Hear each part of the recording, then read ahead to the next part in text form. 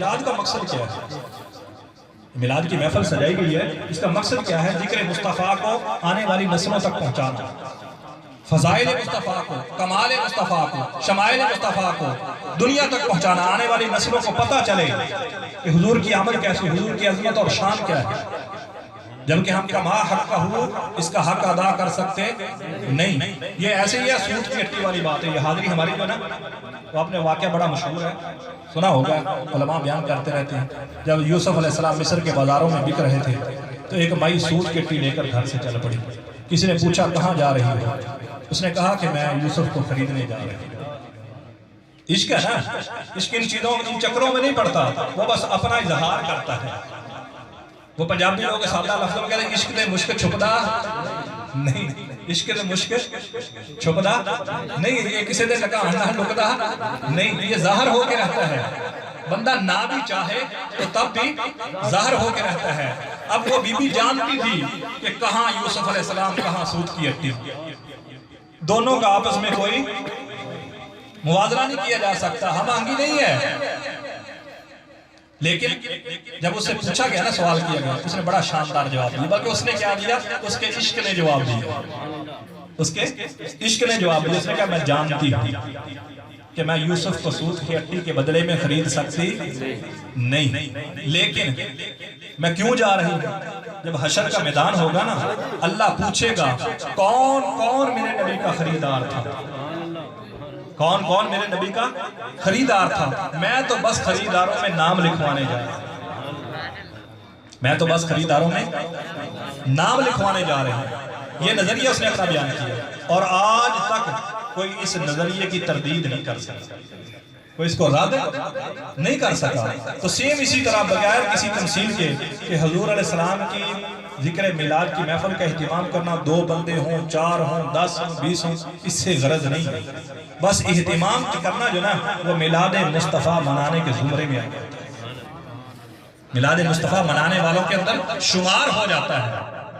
اور اس عمل کی قدر کا پتہ اس گھڑی چلے گا جب بڑے بڑے نیکوکار، بڑے بڑے نیکوکار، بڑے بڑے اعمال والے، ساری ساری رات مصلی پر بیٹھنے والے، تہجد گزار، ساری ساری زندگی اللہ کی اطاعت کے اندر گزارنے والے، شافع محشر کو دیکھ کے گناہگاروں کے جھرمٹ میں، شافع محشر کو دیکھ کے گناہگاروں کے جھرمٹ میں، تو بے گناہ کہتے ہم بھی ہیں گناہگار۔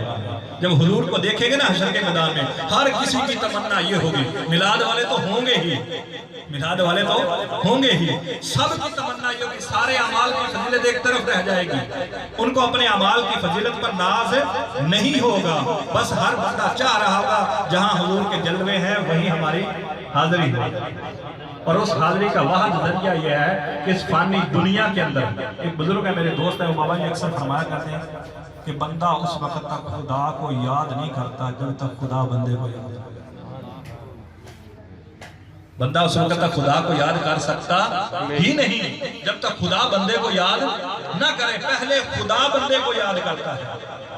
ذکر میلاد وہ کرتا ہے جس کو اللہ توفیق دیتا ہے۔ پہلے اس بندے کا تذکرہ آسمانوں پر ہوتا ہے کہ میرے حبیب کا امتی ہے، میری مخلوق ہے، میرا بندہ ہے۔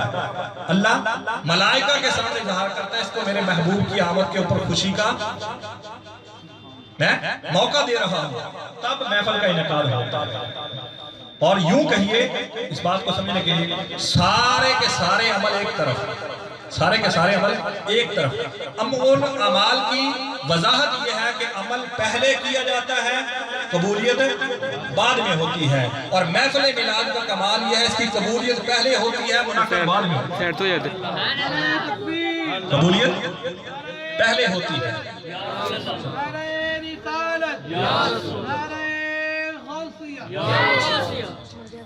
قبولیت پہلے ہوتی ہے اور انعقاد بعد میں ہوتا ہے۔ ایسے ہی نہ سمجھے یہ معمولی محفل نہیں ہے۔